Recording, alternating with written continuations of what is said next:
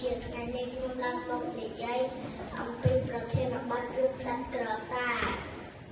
មានសត្វក្រសាមួយឈរចាំចុកត្រីនៅមាត់បឹងពេលនោះមានត្រីចង្វាក់មួយបានហើរពីមកវាក្រសាគិតថាត្រីចង្វាក់នេះតូចណាស់ស៊ីក៏មិនឆ្អែតដែររងចាំត្រីធំចុកស៊ីតែមួយពីរឆ្អែតតែម្ដងត្រីចង្វាក់ក៏ហែបាត់ទៅបន្ទាប់មកមានអង្គត្រីក្រាន់មួយបានហើរមកទៀតវានៅតែមិនចុកស៊ីក្រោយមកក៏មានកូនត្រីទួមួយហើរមកទៀតក្រសាគិតថាបន្តិចទៀតនឹងបានជួបត្រីធំជានេះសំខាន់ត្រីទួក៏ហើរ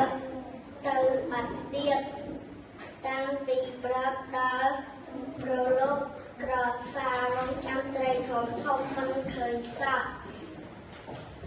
ក្រសាវិលរកត្រង់នោះវិញទាំងក្តីស្រេកឃ្លានតម្លៃអប់រំនៃរឿងនេះការខ្ជីខ្ជានាំមកនៅសេចក្តីអន្តរាយតូចក្តីធំក្តីច្រើនក្តីឲ្យតែបានក៏វាល្អជាងមិនបានសេចក្តីលោភលន់ជាគ្រោះថ្នាក់ដល់អាក្រក់ចង់សុខចូលកុំលោភលន់សម្រាប់ខ្ញុំការសន្សំសំចៃនាំឲ្យមានទ្រព្យសម្បត្តិស្ដុកស្ដម្ភតពេញបំពង់គ្មានជោគជ័យណាកើតឡើងដូចឯងតែរក្សា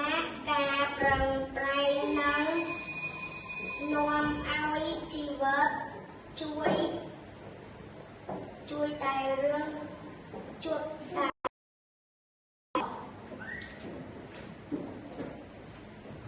អរគុណគណៈកម្មការអ្នកគ្រូ